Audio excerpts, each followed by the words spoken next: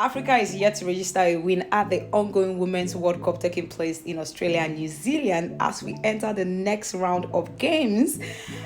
Earlier as of today, we saw Zambia were beaten by Spain. 5 goals to nothing. That is 10 goals in 2 games. Automatically, the Copper Queens are out of the World Cup.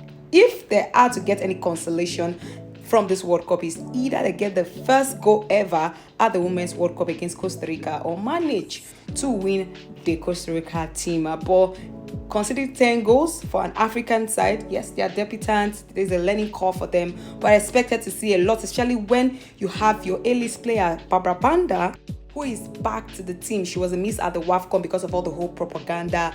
A player that made history, scoring a hat-trick back-to-back at the Olympics. But I have to give the kudos to Alex Putellas and the Spanish players for the show of sportsmanship at the end of that game. Moving to another debutant from Africa at the World Cup is Morocco. Their first game against Germany. They were beaten, whitewashed by Germany. I didn't see that game.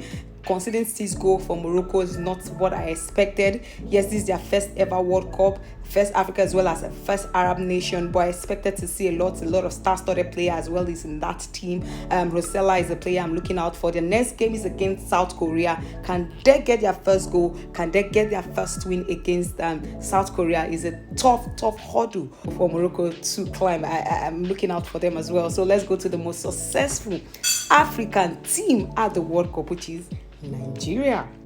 Nigeria kicked off their World Cup tournament with a very key draw against a key point against Canada in that one.